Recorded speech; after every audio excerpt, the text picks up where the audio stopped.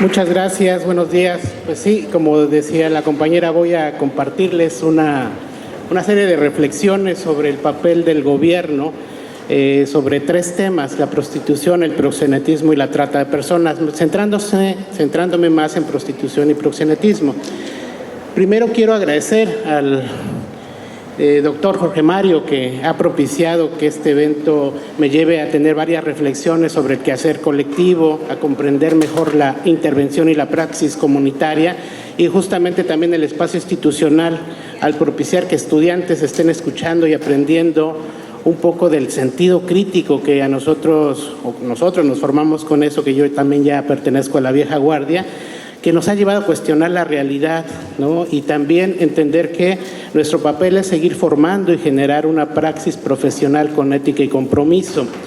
En un segundo momento, ayer quedé muy reflexivo y tenía muchas ganas de preguntarle a los compañeros, pero no hubo ocasión, entonces voy a ocupar este espacio para ir poniendo en posición y algunas respuestas que por ahí entendí. Una de las cosas que hacemos en antropología es lo que se nos decía en la carrera: el pueblo que fueres, haz lo que vieres, ¿no? Y yo más bien pienso que tienes que ver por qué tienes que hacer eso y sobre todo por qué las personas hacen eso, ¿no? Es decir, develar las estructuras que están detrás de las relaciones sociales. En ese sentido, ayer busqué información sobre Tijuana, ¿no? Es decir, sí hemos venido a compartir muchas reflexiones sobre las investigaciones que hacemos, pero a lo mejor poco les hace sentido en esto que están ustedes aquí. Y una de las cosas por las que es famosa Tijuana es una calle que se llama Coahuila, ¿no? No pude recorrerla, entonces me metí a ver algunos videos y me quedé pensando qué relación había entre las paraditas, sin doble sentido, dicen los tiktokers, ¿no?, y las huilas. Las huilas es una forma en cómo se conoce a las mujeres en situación de prostitución: putas, rameras y huilas. ¿Qué tiene que ver el término huilas? Pues resulta que es una palabra que viene de Coahuila, ¿no? Coahuila. Y entonces, Coahuila es una palabra de origen náhuatl y el significado es coa, de coa, víbora, y huila, arrastran. Es decir, las víboras que se arrastran, ¿no? Diría la India Yuridia: vámonos, cabrón. Esto es el lenguaje, y el poder del lenguaje es que está visible, no se oculta, se normaliza y se mimetiza con nuestra cotidianidad. Lo digo porque una de las cosas que hice cuando estaba estudiando los proxenetas en el sur del estado de Tlaxcala es que ahí se les decía calichones a los padrotes. No, pues ¿quiénes son los calichones? Preguntaba. Pues es que son los padrotes. ¿Pero qué significa la palabra calichón? ¿No? Entonces un viejito me decía: bueno, calichón viene de calcuilchi. Yo, mi cara de sorpresa quedó igual porque no sabía que era calcuilchi.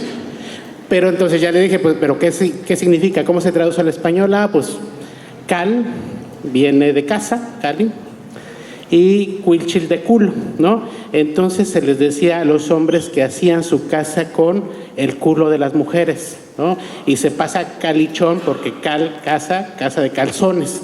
Entonces esa es la importancia del lenguaje como un primer instrumento de poder que hay que develar, ¿no? Entonces, pues, como antropólogo, científico social, digo, bueno, ¿y qué tiene eso que ver el lenguaje con la cuestión jurídica, con la cuestión de cómo Tijuana se ha convertido en un paraíso de prostitución, trata de personas, y cómo no se ve a los proxenetas ahí? Entonces, ¿saben si la prostitución es legal o no?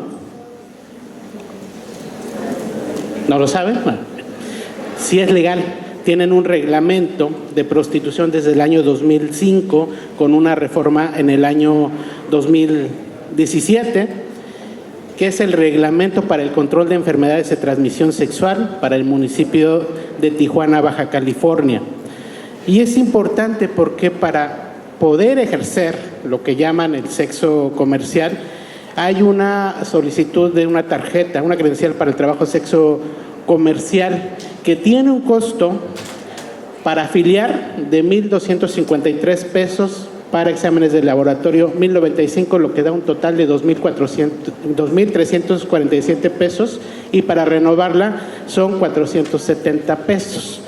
Esto es importante porque tenemos los números ahí. El año pasado se contabilizaron 43,000 tarjetas y que solo estaban activas 10,000 tarjetas, ¿no? No solo es hacer cuenta de cuánto dinero entra al municipio, ¿no?, sin contar la corrupción, porque entonces si las mujeres tienen alguna enfermedad no las dejan trabajar, pero siguen trabajando y entonces ahí explicas este incremento de la corrupción, pero además tienen un instrumento jurídico. Entonces, una de las cosas que como antropólogo, como científico social, es entender cuáles son las condiciones de posibilidad de los fenómenos que estamos analizando, ¿no? Entonces, en otra investigación lo que hice fue, hay un mito sobre México, igual que en Argentina y otros países, que tenemos una posición abolicionista, es decir, que no hay instrumentos para reglamentar la prostitución. Y sí hay, ¿no? Sí hay instrumentos porque, al menos en México, desde que llegó el francés se me fue, Maximiliano, se implementó el sistema de reglamentación de la prostitución y se fueron cambiando los reglamentos.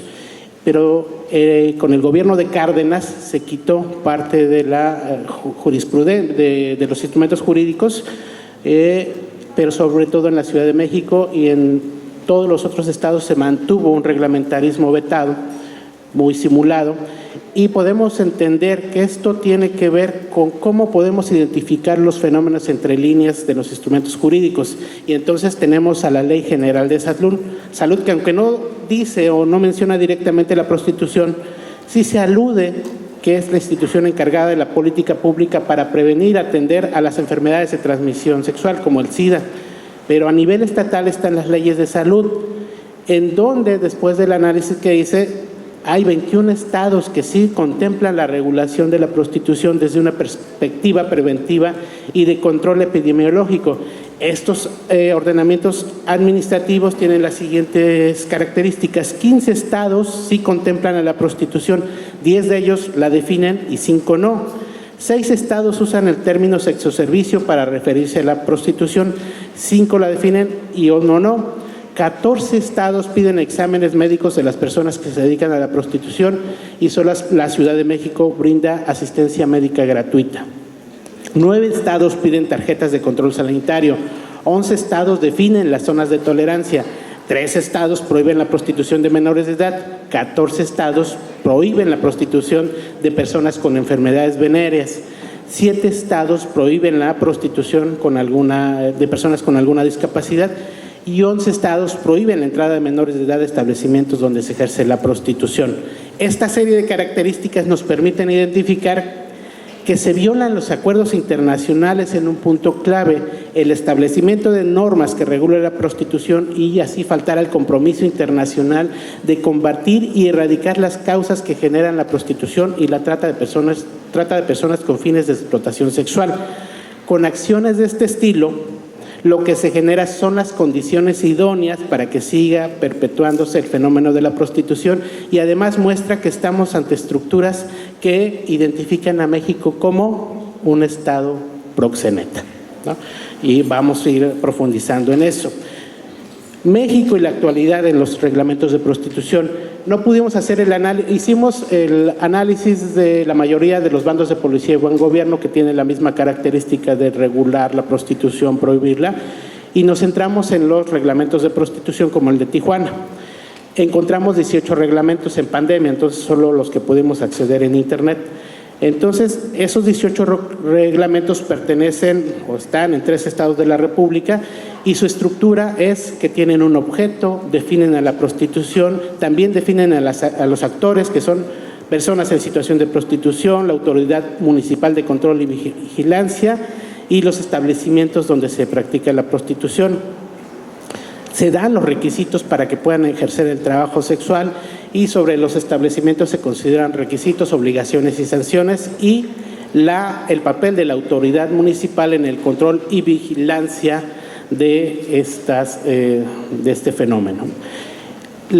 Sobre el objeto del reglamento, la totalidad de los reglamentos tienen el objetivo de prevenir, controlar y vigilar el ejercicio de la prostitución y las enfermedades de transmisión sexual, regular y controlar el servicio de la prostitución para combatir las enfermedades de transmisión sexual, tanto de las personas en situación de prostitución como de los lugares donde se ejerce.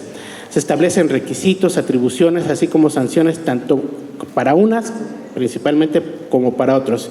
Esto comprueba que México sigue siendo un estado que reglamenta la prostitución y que procede de una visión higienista, herencia del siglo XX, ¿no? Entonces, no me voy a centrar tanto en el desarrollo del análisis de todos los reglamentos, pero sí me llama la atención que en el reglamento de Tijuana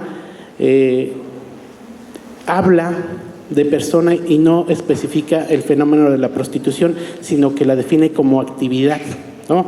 Dice, actividad es la considerada de alto riesgo para la propagación de enfermedades de transmisión sexual en la que una persona admite de otra contacto sexual a cambio de alguna remuneración económica o en especie. Y la persona o personas es todo individuo que por la actividad que realiza está en peligro de contagio de enfermedades de transmisión sexual en el municipio. Entonces, objeto y definición sientan las bases de un régimen reglamentarista de la prostitución que es herencia del siglo XIX y siglo XX. Lo que quiero decir es que el sistema proxeneta, que son toda una serie de actores que el objetivo tiene la esclavitud sexual de mujeres para prostituirlas, van identificando cuál es la mejor palabra para pasar desapercibidos. Pasaron de putas a prostitutas, de prostitutas a sexoservidoras y de sexoservidoras a trabajadoras sexuales, porque el trabajo dignifica, ¿no?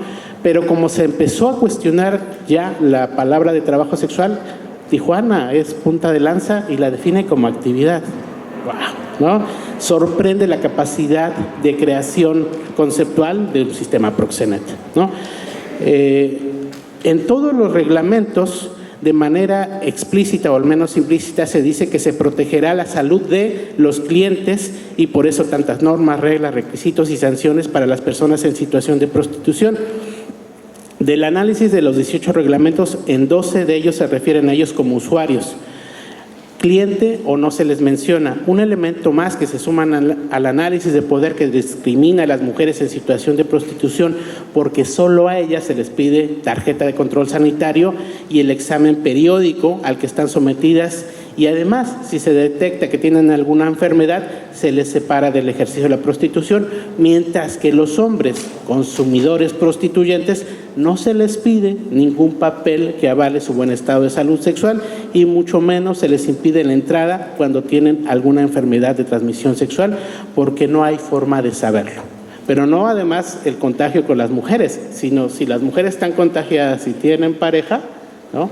De esa es la gravedad que estamos hablando de estas formas de reglamentación de una de las violencias más arcaicas que tenemos en la actualidad. Bueno, para continuar con esta serie de reflexiones, primero, bueno, después de esto que les presento, quiero mencionar desde dónde parto, es decir, la perspectiva. Y ayer que estuvo buena la discusión y debate, iba a decir otra cosa, pero a veces me pongo me autocensuro.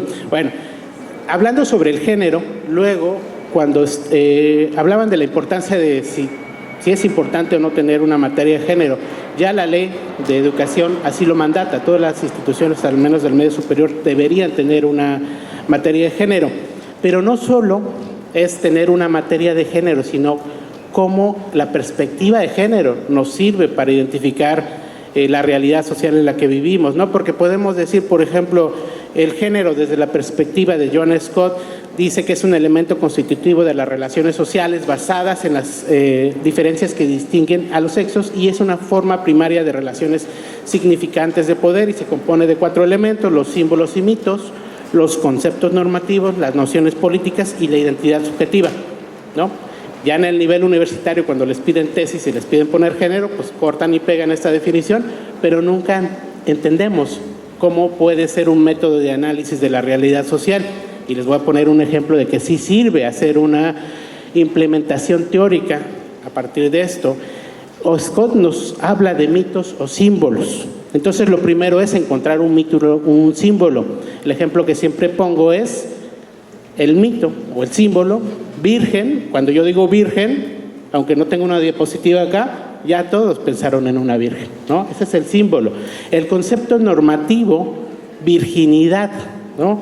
Que alude a las instituciones, matrimonio o familia, ¿no? Entonces ahí vamos conectando un orden social de género en donde se dice que las mujeres para casarse tienen que salir de blanco si es que conservaron el honor familiar. Los metemos al desarrollo de una visión sobre los humores corporales que Héritier llama la valencia diferencial de los sexos y cómo las sociedades vamos poniendo elementos valorativos en dos humores corporales, el esperma y la sangre, ¿no?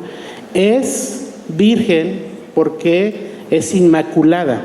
La Virgen es inmaculada. ¿Por qué? Porque concibió a Jesús, fue sin pecado concebido Jesús, ¿no? Es decir, no hubo coito, ¿no? Entonces ahí ya ven, entendemos la Santísima Trinidad, la palomita y cómo se metió al cuerpo y se anunció y todo. Y logró que no se rompiera el himen, ¿no? Entonces justamente entendemos cómo el esperma se sacraliza a partir de un Espíritu Santo, ¿no? En la visión de la paloma. Porque si pasamos a la realidad, alguien que tiene relaciones sexuales antes, ¿no? sin mediar el matrimonio, entonces está manchando el honor familiar. Entonces tenemos un esperma para la reproducción por vía del matrimonio y la conformación de la familia, y el otro que mancha, ¿no? Entonces, ya pasando al último elemento, que es la identidad subjetiva, no es lo mismo una mujer que siguió el ideal de conservarse virgen hasta llegar al matrimonio a aquellas mujeres que se comieron la torta antes del recreo, salieron con su domingo 7, ¿no? Y entonces, justamente, no voy a centrarme tanto en las palabras, pero cuando le decimos a una chica que salió con su domingo 7, es una de las violencias más extremas que podemos decirle a una mujer, y no lo sabemos, porque no sabemos de dónde viene el domingo 7. ¿Alguien sabe el domingo 7? Le regalo mi agüita al que... A veces traigo libros, regalo libros, pero no traigo, se acabaron. Entonces, justamente, el domingo 7, lo voy a poner rápido, es una leyenda de Europa en donde sale una aldeana al bosque, se pierde, y en un claro del bosque está viendo cómo están bailando unos enanitos. No era Blancanieves, estaban unos enanitos y estaban diciendo lunes 1, martes 2, miércoles 3, jueves 4, viernes 5, sábado 6. Se brincaban el domingo, lunes y empezaban y así estuvo un rato la aldeana, y cuando dijo, no, pues es que falta el 7, entonces iban viernes 5, sábado 6, sale la aldeana, domingo 7, ¿no? Y esa interrupción en uno de los pactos patriarcales de la celebración de rituales, meses después apareció la aldeana, ¿no? Ya se fue a su pueblo y apareció embarazada, ¿no? Entonces estamos hablando de una violación tumultuaria por no haber seguido las reglas de esta mujer. Entonces, cuando le decimos a una mujer que salió con su domingo 7, le estamos diciendo, fuiste violada por no seguir el orden social, ¿no? Entonces, tendríamos que estar pensando que el lenguaje tiene estas características. Y ahora, ¿cómo paso este ejemplo con la prostitución? Pensemos en un símbolo, la puta, ¿no? María Magdalena, la puta babilónica. ¿Cuáles son los conceptos normativos? Pues que es una mujer de todos y que los hombres pagan por tener sexo con ellas. ¿Cuál es la institución? La prostitución. ¿Cuál es la identidad subjetiva? ¿Quiénes son las putas? ¿No? Diría Sonia Sánchez, ¿qué cara tiene la puta? La cara de todas, dice ella, ¿no? Porque cualquier mujer puede estar sujeta a ser seducida, reclutada, trasladada y prostituida, ¿no? Eso es para lo que nos sirve el género. ¿Cómo podemos interpretar la perspectiva de género?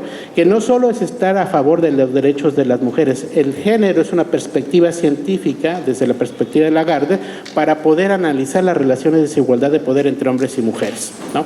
Regreso a la prostitución. La prostitución es la forma más antigua y arcaica de violencia contra las mujeres. No es cierto que sea el oficio más antiguo de la humanidad. Hay una tesis de Ixchel Iglesias que se llama "Porque ser puta no es oficio ni lo más antiguo del mundo, espirales de violencia y subordinación de mujeres en situación de prostitución", en donde también cuestiona que cómo la cultura patriarcal les lleva a decir a la sociedad que es el oficio más antiguo del mundo, y si eso es el oficio más antiguo del mundo no hay nada que cuestionar, pero no es el oficio más antiguo del mundo. Si hay algún oficio más antiguo es el de partera, ¿no? Porque la reproducción siempre necesitó la asistencia de otro u otra para poder traer la vida al mundo, ¿no? Además hay otros mitos como el de que si no existiera la prostitución habría mucho más violaciones, porque tenemos los hombres una sexualidad irrefrenable, ¿no? Ahí sí somos naturaleza, ¿no? No podemos contenernos, ¿no? Sí, y hay muchos dichos como si no te vas a bañar no prendas el boiler, y entonces cómo nos vamos encontrando víctimas de un sistema patriarcal que nos obliga, entre comillas, a responder bajo estos lineamientos biológicos, pero que son construidos socialmente. Entonces, la prostitución es una forma de contacto sexual no solo por el dinero, sino por salir del modelo ideal de relación sexual que es con fines de procreación. En la prostitución está la idea de que es por placer, pero cuando no hay un placer compartido es un acto de ejercicio de poder. Héritier destaca que la pulsión masculina ha estado presente en la historia de la humanidad bajo dos formas. Uno, que es el intercambio de mujeres para la reproducción, en donde la expropiación que hemos hecho colectiva, individual, históricamente hacia las mujeres es su poder de dar vida, ¿no? Eso es lo que está detrás, el poder de la gestación. Por eso es importante entender cómo en los debates sobre aborto la figura de los hombres, los discursos de los hombres están ahí detrás, ¿no? Y muchos otros más. Y el segundo aspecto que nos dice Héritier sobre la pulsión masculina es que todo cuerpo de mujer que no es apropiado, es decir, que no está casada, ¿no? Ni está bajo la supervisión de un padre o un hermano, pertenece potencialmente a cualquier hombre cuya pulsión sexual debe satisfacerse. Por eso encontramos fenómenos como el rapto, la violación, la prostitución, que así es una forma de intercambio civilizado para apropiarse al menos temporariamente del cuerpo de las mujeres para un uso sexual y búsqueda de placer. Usos que por intermedio del acto sexual son indisociables del acto procreativo. Esta división entre propiedad sexual y procreación versus propiedad sexual y placer, dice la autora, que tiene por efecto, gracias a una separación minuciosa, definir, autentificar e intensificar la licitud de las pulsiones masculinas dentro de la sociedad. Ya en el terreno de la prostitución sirve para comprender la pulsión masculina que lleva una contraparte, la pulsión sexual femenina, y entonces es aquí cuando entramos a entender un desequilibrio de poder en donde para los varones la pulsión es lícita mientras que a las mujeres se les niega, ¿no? Y ahí nos salimos de todo el debate de que la prostitución es voluntaria, ¿no? Y que es una forma de empoderamiento de las mujeres según las versiones del reglamentarismo. Lo que queda claro a lo largo de la historia es que la prostitución ha estado al servicio de los varones adultos, y si se suma la violación y la mercantilización publicitaria del cuerpo de las mujeres, podemos comprender que las mujeres se han convertido en un territorio enemigo, controlado, vencido, saqueado y explotado. Argumentar además que la prostitución es un mal necesario forma parte de mecanismos de dominación profundos que emanan de un modelo arcaico de dominación y que por ser tan antiguo y profundo, dice Héritier, se necesitaría que todos los actores compartieran en generar una conciencia clara y la convicción de que no solo la trata y la violencia infligida a las mujeres para obligarlas a la prostitución son incompatibles con los derechos humanos, sino también el simple hecho de considerar a la prostitución como una vía de acceso normal de los hombres a la sexualidad, debido a que el cuerpo de las prostitutas les pertenece legítimamente por el pago que realizan. Entonces ya es tiempo de que la prostitución no sea concebida únicamente como un asunto criminal o policial, sino como uno de los profundos desequilibrios de poder entre hombres y mujeres. Considero que es necesario, ¿no? Ahí va, visibilizar la demanda y la participación activa de los hombres en la producción y perpetuación de una de las violencias más antiguas de la humanidad contra las mujeres. Héritier llama la atención otra vez sobre la importancia del pago al acto sexual, que denomina un invento notable. Van a ver por qué. Es una invención moral en beneficio de los hombres, pues el pago, la retribución del acto, que era al comienzo una indemnización, no solo tiene como efecto anular el delito, sino también transferir su responsabilidad a quien lo acepta. Una indemnización aceptada según las reglas en asuntos de derecho civil o penal implica aún hoy el fin de la responsabilidad del autor de la falta y sobre todo impide cualquier reivindicación ulterior de la víctima. Ese pago no es un acto de libertad, marca la liberación del hombre y la servidumbre de la mujer. Es decir, lo que nos dice Héritier, que los hombres prostituyentes están pagando por una violación y el pago los exime de cualquier responsabilidad penal. Y detrás de este aparente logro de la libertad de las mujeres a prostituirse y a partir de ello empoderarse económicamente, está un sistema proxeneta que se beneficia de la prostitución y que sirve al sistema patriarcal para mantener a las mujeres divididas y enemistadas. Hay que pensar en el dicho popular, el que hace la ley hace la trampa, ¿no? Porque con las iniciativas de ley para regular la prostitución no se cuestiona el derecho arcaico de nosotros los hombres de tener mujeres disponibles para su apropiación sexual. Es decir, en este debate que se da sobre reglamentar o no la prostitución no aparecemos los hombres, porque si apareciéramos diríamos, pues es nuestro derecho a pagar por tener sexo con las mujeres. El control y la dominación sexual de las mujeres es un asunto de Estado desde los comienzos del patriarcado y se puede rastrear desde las primeras leyes escritas o incluso en el Código de Hammurabi, que también tiene estos artículos sobre la prostitución. Pero ya se me acabó la saliva.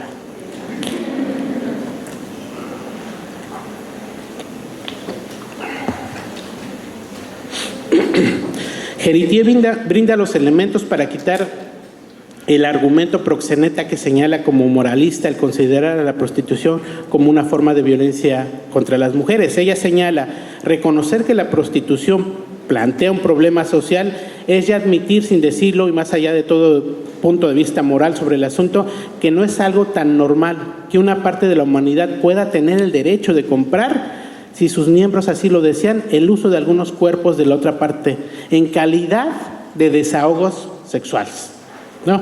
La autora nos invita a mirar que lo nodal no está en las mujeres prostituidas. No se trata de si las mujeres deciden o no prostituirse, sino de que el contexto ya está dado, y en ese contexto dado, entiéndase un contexto patriarcal, los varones tienen el derecho de acceder sexualmente a las mujeres a través de un pago. Esto, independientemente de los actores individuales, muestra una estructura de dominación. Héritier nos permite comprender cómo opera el patriarcado y el sistema proxeneta en la cultura. La idea de que hay una prostitución consentida y libre es una estrategia del sistema proxeneta que usan organizaciones de la sociedad civil, gobiernos, gran parte de la sociedad y paradójicamente las mismas mujeres en situación de prostitución para legitimarse como un trabajo sexual. El consentimiento, la agencia y la libre elección se convierten en el disfraz del sistema proxeneta. Son discursos que promueven el empoderamiento económico, los derechos laborales de quienes en un primer momento se le negaron sus derechos fundamentales. El sistema proxeneta hizo una jugada maestra al disfrazar la esclavitud de trabajo sexual. Y entramos ahora al terreno de los demandantes, los prostituyentes. Hay unas investigaciones, son muy pocas, en México no hay, en donde se describe cuáles son las características de los mal llamados clientes. Yo llamo prostituyentes. Unos son los aislados afectivos, esos hombres pobrecitos que, nótese mi lenguaje satírico, porque luego dicen sarcástico, gracias.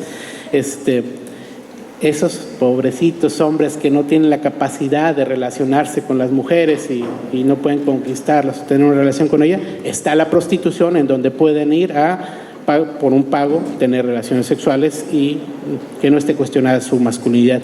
Están también los desolados afectivos, esos hombres que después de un rompimiento, pobrecitos, no tienen quien los cuide, pues como no, van con las mujeres en situación de prostitución para resarcir su desolación afectiva. También están los consumistas, ¿no? Entonces, si nos vamos a la Coahuila o diversas zonas de la ciudad y vemos, ¿no?, Men's Club y las mujeres y toda esta propaganda, nos lleva a tener hombres que consumen solo por la publicidad. También están los rituales de paso. Es decir, aquellos hombres que los lleva el papá, el padrino, el tío, el amigo, ¿no? Un desconocido, a un lugar de prostitución para que se conviertan o hagan el ritual de paso para convertirse en hombres. Estos hombres van a regresar a esos lugares porque ahí fue la creación de su masculinidad y van a regresar para recrearla también. Y finalmente hay una quinta categoría que son los desplazados de la igualdad. Los desplazados de la igualdad son aquellos hombres que están casados con mujeres con poder, políticas, empresarias, ¿no? Académicas, y entonces como ellos no pueden tener las relaciones sexuales con un poder que les implicaría una cultura patriarcal, recurren a la prostitución y lo que piden es básicamente sexo oral. Entonces, si pensamos en el sexo oral, es pues la mujer hincada haciéndole la felación, y simbólicamente significa callar a las mujeres, ¿no? Arrodillarlas y callarlas, ¿no? Entonces, la cuestión simbólica en estos desplazados de la igualdad es importante. Y le decía a Daniel hace rato que ayer viendo un video de aquí de las Coahuilas, el TikToker iba diciendo, ay, esa MILF me miró y casi se enamoró de mí. Y entonces, ¿sí saben lo que es una MILF en términos pornográficos? ¿No? MILF quiere decir Mother Like the Fuck, ¿no? Es una madre la que me puedo coger, ¿no? Es MILF en inglés, pero en el artículo que revisé también está el nuevo concepto que es WIP, ¿no? Y ahorita les digo qué significa: Women who are hot, intelligent and in their prime, ¿no? Entonces, ¿cómo va avanzando? Justo por el debate que tenían ayer, de cómo van avanzando los derechos de las mujeres, pero también la sofisticación de los poderes de dominio, no solo del sistema de proxeneta, sino del sistema patriarcal en general, ¿no? Bueno, el sistema proxeneta es una organización compuesta por una triada de actores primarios: prostituidores, que son los padrotes, los prostituyentes y mujeres en situación de prostitución. Hay lógicas y poderes de dominio para reclutar, someter, explotar y controlar mujeres, que tiene como fin último la esclavitud sexual, en esos términos esclavitud sexual, para prostituirlas. Y hay mecanismos y estrategias que se nutren del sistema patriarcal. Si no tuviéramos el orden social de género que tenemos actualmente, no podría existir la prostitución, ¿no? Eso hay que tenerlo muy en claro. A nivel mundial, las formas de reclutamiento son 2, 4, 6, 8, es que agregué 2 más. Una es por amor, es decir, a partir de una relación afectiva se recluta a las mujeres y luego se les obliga a trabajar. Están los falsos trabajos, la técnica gorila, que es por secuestro, violencia física, esa generalmente secuestran y se las llevan a otro país. Está la brujería, básicamente de mujeres africanas hacia España, las figuras de autoridad, padre, madre, hermanos, drogas, eso básicamente en Estados Unidos, por problemas económicos y la nueva tendencia hacia el trabajo sexual, que es no solo la venta, sino el deseo de vender, ¿no? Y pues nada más métanse al OnlyFans y cómo se va construyendo una forma de venta erótica y empoderamiento de las mujeres, ¿no? Yo me he centrado básicamente en entender el modus operandi de padrotes tlaxcaltecas al sur del estado de Tlaxcala y un conjunto de comunidades en donde como característica tienen la producción de proxenetas. El modus operandi que tienen ellos es que se enseña a varones un sentido práctico de la esclavitud sexual para reclutar, trasladar y explotar mujeres con el fin de esclavizarlas. Ellos van a lugares públicos en diferentes estados de la República para enganchar, seducir y engañar mujeres. Después las trasladan a otros lugares para alejarlas de sus grupos de apoyo. Primero establecen una relación conyugal con ellas y las llevan a vivir a Tlaxcala. Ahí las hacen depender de ellos económica y efectivamente. Después las vuelven a trasladar a otro espacio, puede ser el Distrito Federal, Tijuana, ¿no? O incluso Estados Unidos, y ahí por medio de engaños vinculados a carencias económicas de los hombres, las obligan o las convencen de ser explotadas sexualmente con el argumento de ayudarlos. Nunca van a decir que las van a prostituir, ¿no? Estoy mal del riñón, me van a operar, ¿no? Ayúdame, y entonces la ayuda es que trabajen como trabajadoras sexuales.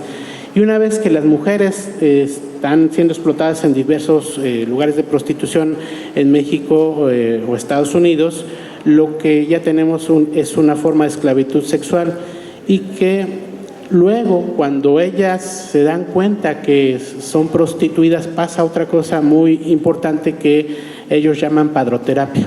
Es decir, en algún momento las mujeres se dan cuenta que son padrotes que fueron engañadas acá en Tijuana, y se hace una bronca, y entonces ellos dicen, pues ¿para qué negarlo? Si soy un padrote, ¿no? Vengo de Tlaxcala. En Tlaxcala, desde que llegó Hernán Cortés, que le regaló al que le regalaron 500 mujeres por parte de Xicoténcatl, el cacique de Tlaxcala, entonces a partir de ahí se inició el oficio de padrote, ¿no? Y entonces van tejiendo. Y yo quería ser antropólogo, pero en mi familia tienen la tradición, así como los carpinteros o los médicos, ¿no? Y entonces van generando una forma de justificarse, pero además las culpabilizan a ella. Pues yo me dedicaba a eso, pero tú quisiste trabajar, ¿no? Yo soy así y te inventé que estaba enfermo, pero tú, y ya completamos lo de la operación y sigues yendo, pues también te gusta, ¿no? Y entonces van generando una nueva forma de convencimiento muy ligado a aspectos de la psicología, y eso es lo importante entender con ellos. Ellos son filósofos, antropólogos, mercadólogos, psicólogos, abogados. Ellos tienen una palabra para definir su oficio, que es saber moverse. Es saber moverse para conseguir mujeres, para trasladar mujeres y para explotar mujeres, y cuando identifiquen que les van a bajar a las mujeres, las pasan a otro lado, ¿no? Las andan moviendo, dicen ellos. El otro aspecto es ser bien verbo. Esa es una forma especializada de la palabra para seducir, engañar y enamorar a las mujeres. Es decir, tienen que ser muy diestros para poder identificar, pero eso no se acaba ahí. También tienen un proceso que ellos llaman matar el sentimiento, que es cuando ellos se hacen conscientes de sus emociones, de sus movimientos corporales, para controlarlos y de esa forma engañar y esclavizar mujeres. Es decir, hay una autocoacción emocional, porque en algún momento el avance de los derechos de las mujeres, que tenían la forma de violencia física para controlar a las mujeres, empezaron a denunciarlos. Y entonces las leyes de trata, lenocinio, y entonces dijeron, pues aquí nos vamos a acabar, tenemos que hacer una modificación. Y pasaron de la violencia física a la violencia psicológica con una palabra demoledora, que es una palabra duele más que 1000 golpes.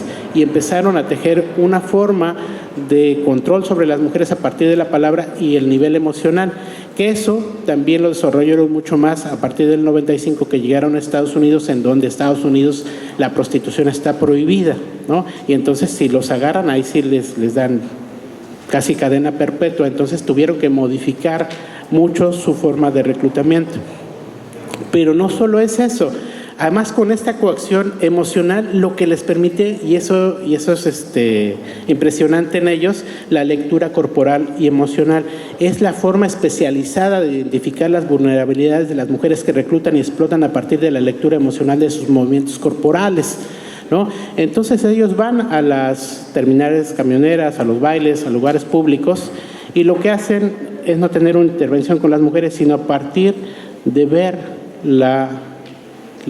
cómo está su cuerpo, qué están haciendo, cómo están vestidas. Tienen un perfil, y ese perfil les va a permitir crear un libreto para engañar a la mujer. Ya van a identificar si tiene una decepción amorosa, si tiene necesidades laborales, si sufre incluso violencia sexual en su familia. Entonces, esa mirada les va a permitir, por eso muchas de las mujeres a las que reclutan no los denuncian, porque ellos se vuelven el soporte emocional y afectivo que tienen, y por eso esos proxenetas casi nunca llegan a la prisión. Bueno, tengo 6 minutos, me estoy autocensurando. Luego, ayer un poco reflexionando, eso es en términos generales, reflexionando, ¿qué papel tenemos los científicos sociales cuando tenemos temas de este estilo? Y les voy a compartir algo que escribí hace 2 años. Antes de trabajar mis violencias, el lado oscuro y los abismos del experto o el padrotólogo, como algunos me han dicho. En el año 2013 presenté mi tesis doctoral, El lado oscuro del México profundo, la estructura básica de la explotación sexual y las lógicas de reproducción social comunitaria, como parte del proceso de proxenetización en una región rural, para obtener el grado de doctor en antropología por el CIESA Ciudad de México. Al finalizar el doctorado me encontraba en un abismo existencial. En diciembre de 2011 me había separado de mi pareja e hija. Fue un proceso doloroso que derrumbó mis expectativas de vida familiar. Había conseguido un trabajo en la Ibero Puebla como responsable del programa sobre trata de personas del Instituto de Derechos Humanos Ignacio Ellacuría. Tenía muchas invitaciones a diversos eventos académicos y era asesor de investigaciones sobre trata de personas. Tenía un gran potencial para investigar, escribir e incidir en políticas públicas. Desarrollé una adicción al trabajo. En mi mente estaba hacer todo lo posible por erradicar la trata de personas. Pero todo cambió cuando renuncié al trabajo de la Ibero y tiempo después mi pareja e hija se fueron. Hasta ese momento de mi vida profesional iba como la espuma. Un colega me dijo, tú subiste como la espuma, nunca hiciste talache. Con esa frase comienza un proceso de transmutación afectiva, profesional y familiar. Como dice la canción, todo se derrumbó dentro de mí. A partir de ese momento empezó mi descenso al abismo. En ese diciembre 2011 tenía planeada terminar mi tesis, que dejé en pausa por largo tiempo. En 2012 tenía muchas dificultades económicas, desesperanzas, bebía demasiado y no tenía rumbo. Mi hija y su mamá se fueron a vivir a otro estado de la República y durante 6 meses no la vi en persona. Cuando me fui a despedir de mi hija a la Ciudad de México, antes de su viaje, regresé de la Ciudad de México a Puebla a más de 200 kilómetros por hora. En 40 minutos había llegado a mi casa. Estaba buscando la muerte. Cuando mi hija regresó de su viaje, lo recuerdo bien, no tenía dinero para ir por ella. Mis deudas eran muchas, era un domingo, día en que acostumbraba ir a jugar fútbol. Fue un día extraño, me desvelé antes del juego. Había leído La voluntad de poder de Nietzsche, que no recomiendo, si están mal, no lo lea. Había comprendido que hay más allá del bien y del mal. En el juego era como un zombi, jugaba de defensa y en 3 ocasiones el balón golpeó mi cabeza como si esos golpes me ayudaran a resolver cómo ir por mi hija a la Ciudad de México. Hicieron mi cambio y me invitaron unas cervezas. A partir de ahí solo hay retazos de memoria. Con un compañero de juego empecé a discutir de filosofía y de cómo el poder nos domina y nos utiliza. Tan profundas fueron las reflexiones que en otro retazo de memoria recuerdo a un primo viendo hacia arriba de un árbol y hablando filosóficamente de la relación dialéctica entre una ardilla y la bellota, ¿no? Lo que sigue son más retazos entre mis recuerdos y lo comentado por testigos. Me aburrí y ya me quería ir a tomar otro lado. Un amigo también se quiso ir y nos subimos a mi carro. En el campo deportivo empecé a dar vueltas, no recuerdo cuántas. Otros decían, ese hombre está loco, se quiere matar, y tenían razón. Recuerdo pensar que la vida ya no importaba y aceleré. Quería irme a un barranco hasta que miré a mi lado y estaba un amigo todo pálido y me di vuelta. Me dijeron, si estabas manejando como loco, te ibas a la barranca y alcanzaste a dar vuelta y pasaste el montículo del campo de béisbol y avanzaste en 2 ruedas hasta que de pronto te fuiste a estampar en la portería de fútbol y la tiraste. Después de eso nos fuimos en caravana a casa de mis primos. Ahí me quitaron las llaves del carro y le avisaron a mi familia. Fueron por mí, al otro día fueron regaños, llamadas de atención. En medio de la preocupación de mi madre me dijo que cambiara, que pensara en mi hija. Recuerdo que lo que dije o lo pensé, mi hija me vale madres. Sin duda, estaba de lleno en el abismo y gracias a Nietzsche entendí que más allá del bien y del mal está la muerte, está la nada, estaba la búsqueda de mi muerte. Después mi vida prosiguió, pude ver a mi hija, convivir con ella y ya tenía trabajo, conseguí terminar mi tesis doctoral. Varias personas estuvieron presentes en mi abismo, algunas ya no están. Los destinos nos separaron, regresé al mundo académico. De febrero a junio de 2013 fui junto con la doctora Fabiola Bailón, coordinamos un seminario que se llamó De la trata de blancas a la trata de personas. Esto me marcó mi regreso al mundo académico. El 18 de abril de 2013 presenté mi examen de grado, un trámite administrativo, un ritual de paso, la culminación de mi preparación académica. Ya era doctor en antropología por uno de los centros de investigación más reconocidos de América Latina y el vacío no se iba, seguía en el abismo. Pensaba, ¿tanto esfuerzo para qué? Ya no tengo familia, el mundo ya no va a cambiar. Ese fue el primer indicio de que había tocado fondo. Entre mi regreso al mundo académico y el laboral, ya tenía un trabajo estable y estaba coordinando un diagnóstico sobre el ciclo vital de las mujeres en situación de prostitución en Estados Unidos y en México, pero faltaba algo, no estaba completo. En lo afectivo era un desastre. El 30 de abril de 2013 seguía quebrado, no solo afectivo, sino también económicamente, pero de alguna forma estaba contento. Por la mañana fui al banco a cobrar mi salario y después fui a comprar un pollo rostizado para llevarlo a casa de mi mamá y comer en familia. Llegué a su casa, estacioné el carro frente a la puerta de entrada y vi por el retrovisor que un carro negro se estacionó atrás de mí y pensé, seguro son unos clientes que iban a preguntar por una de las máscaras de madera que yo hacía. Me emocioné por tener un poco más de dinero. Ya se me acabó el tiempo, me voy a dar 5 minutos más. El hombre, ¿no? Entonces apagué el coche, me disponía a bajar cuando de repente 2 hombres armados, uno de cada lado del carro, quisieron abrir el carro. El hombre a mi lado derecho me apuntó la cabeza, lo miré fijamente y pensé, jálale, justo es lo que estoy buscando. Luego un mar de pensamientos llegó como estampida. No me quieren matar, seguro quieren el carro, que se lo lleven, al cabo tiene seguro. Y luego pensé, no quieren el carro, quieren el dinero. Había escuchado que otros vecinos del pueblo habían sido asaltados del mismo modus operandi en ese banco, un empleado bancario, bueno, ya lo que sabe, ¿no?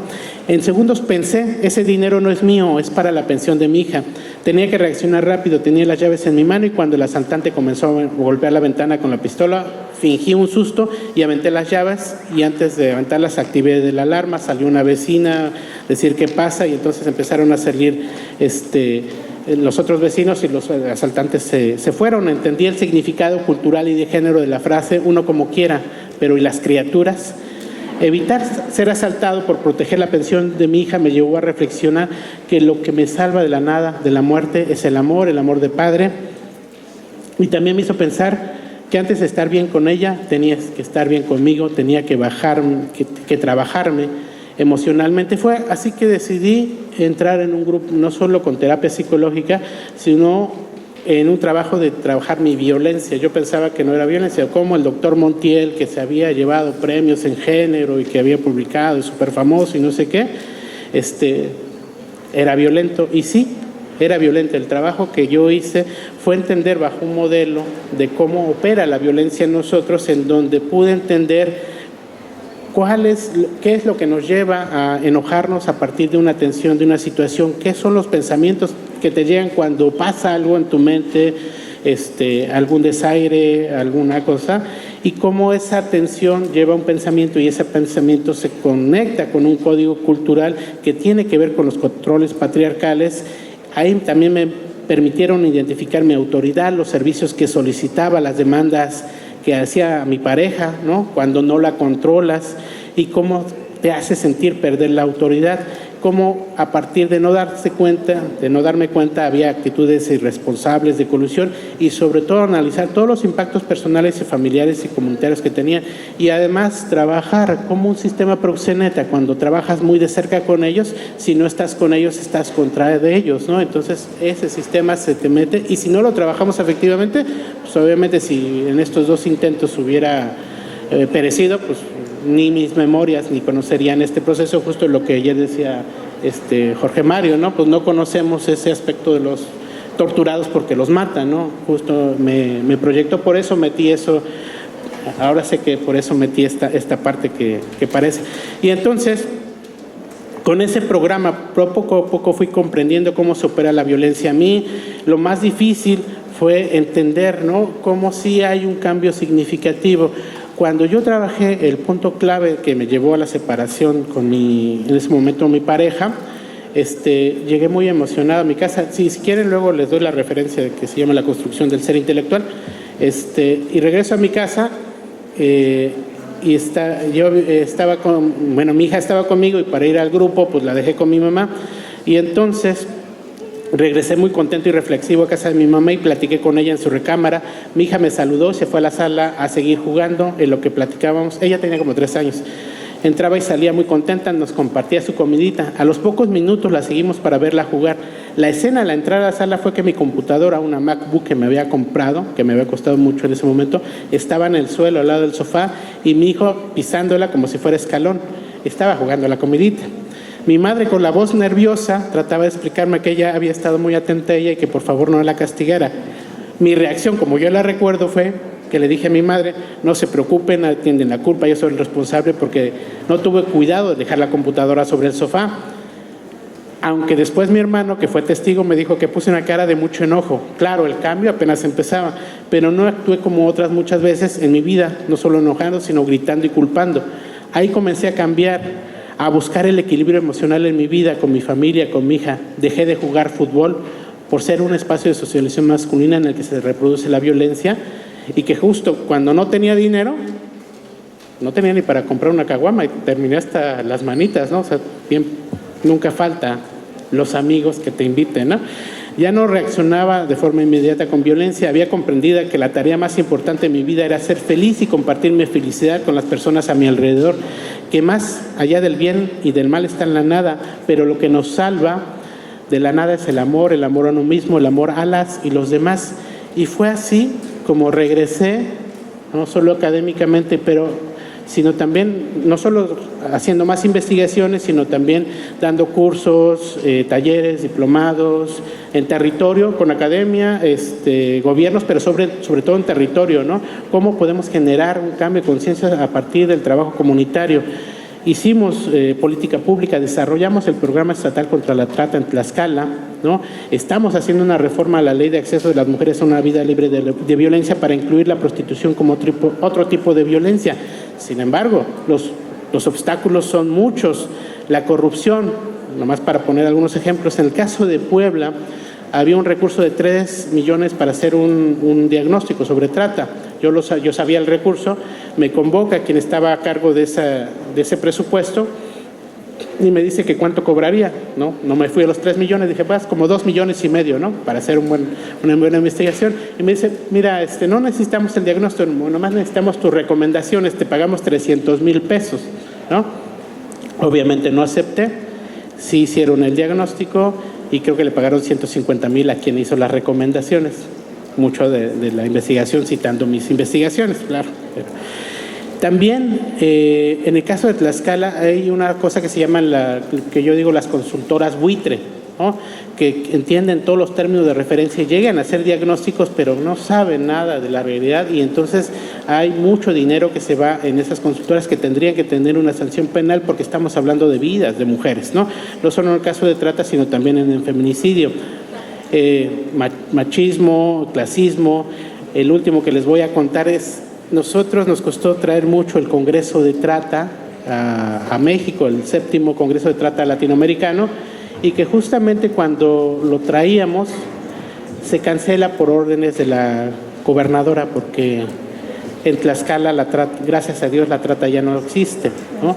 Entonces esas son las contradicciones, porque no tuvimos un congreso internacional, ¿no? Tenemos un programa pero que queda en letra muerta, pero sí se hace un mundial de tiro con arco, en donde ya ni charpes usamos, y también un mundial de voleibol de playa en un estado sin playa. Ese es el mundo de al revés. Muchas gracias.